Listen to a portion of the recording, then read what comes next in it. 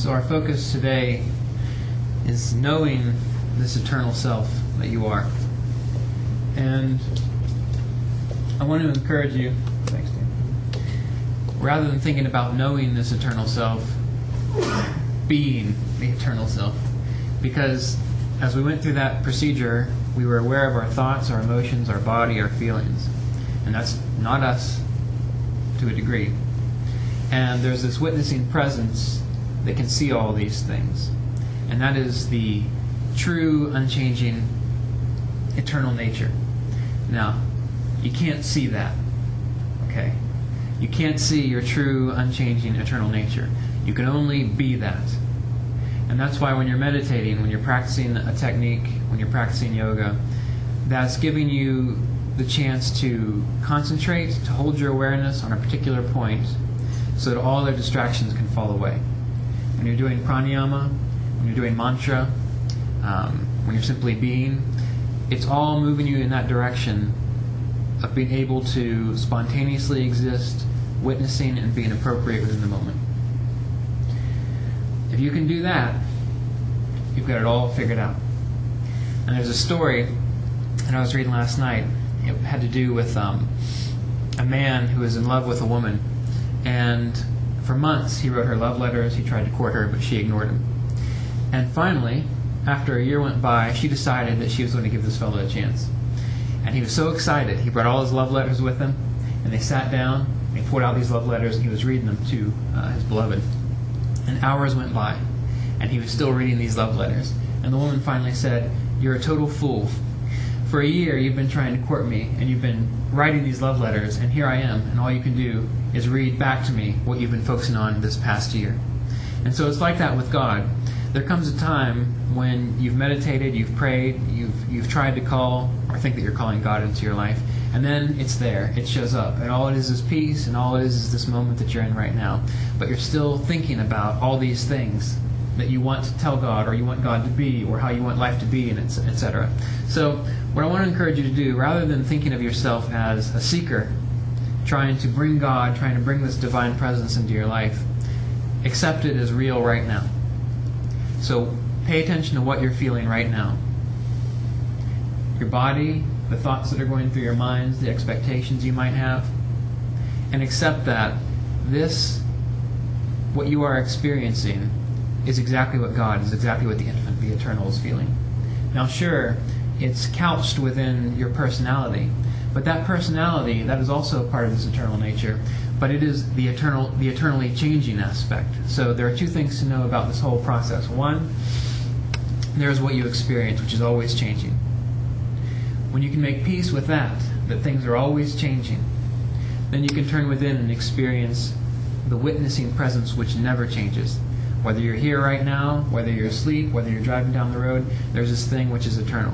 And once you can identify more fully with that, then this peace dawns. There was a story I was reading last night about a man who met God, and God said, "Well, what do you want from me?" And the man said, "I want peace." So God said, "Okay, there's two things you have to do to experience that peace. Get rid of the I and get rid of the want."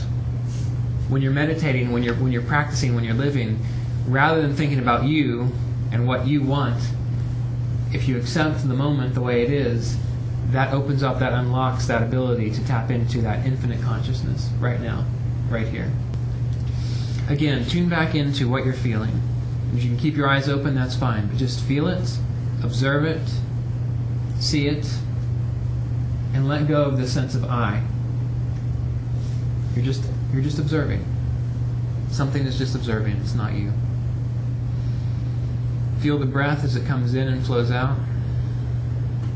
That's happening spontaneously. You're not making it happen. It's just occurring. Okay, now remember this when you meditate. Because if you can let go of this agenda that you might have within your mind and you can simply be there, this peace comes more naturally.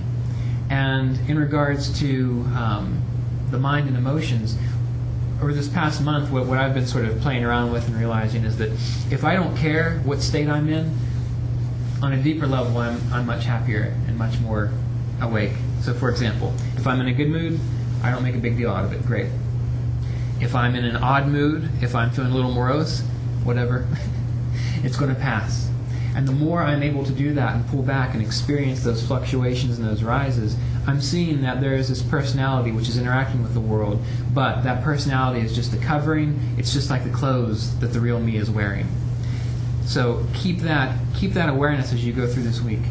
Be aware of the changes within your consciousness, but don't identify with them. Simply let them rise and let them fall. When you're meditating, sit quietly. Whatever arises, don't worry about it. Just watch it, because eventually it's going to pass anyway. Nothing that you can see is going to stay the same.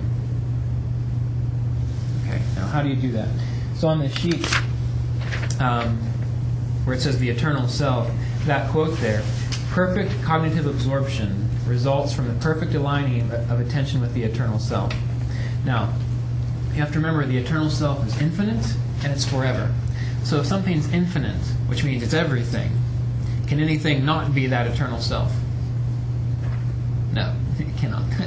So everything that you see, everything that you experience is that eternal self. Now, when you can accept that, that brings the peace into your life that allows you to act appropriately within the world. Let's say that you go home today and you find out that your hot water heater is broken. Now, what do? You call up the person to repair it and you move on with your life.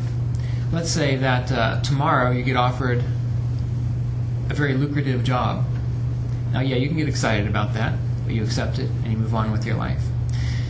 You keep moving in that direction where no matter what comes, you're fine with it. And then you really start to experience that inner peace that all the yogis and all the saints talk about. So from day to day, from moment to moment, simply be the witnessing presence and interact appropriately. And that doesn't mean that you're going to get boring and old and tired and nothing's going to work out, you're not going to have any fun. It's just that when you are having that fun, you have the fun and you don't identify with it, you don't attach to it. And then when that passes, you wait, because it's going to come back again. There's always this wave, there's always this up and down within life. So if you can accept that everything is you, that's one way to experience this.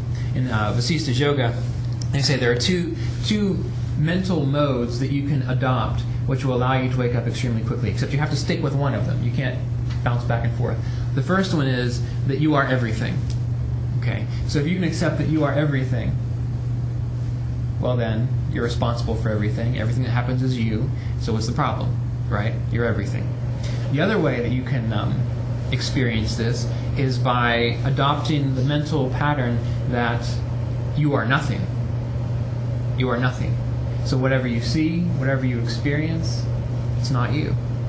And if it's not you, then the changes won't matter because you are not changing. You are going back. So for the duration of this week, I'd like to encourage you to think about this and accept one of those two thought patterns. You are everything, and therefore everything that happens is you. Great. No reason to complain. Or you are nothing. And if you are nothing, no matter what happens, it doesn't matter because it can't touch you. So let your spiritual practice be this week. Meditation in the morning and at night, just at least once a day. And then while you're alive, living, hold that state. You are everything or you are nothing. And see what happens. And I think that if you do that, I know, if you do that for long enough duration, there will be a joy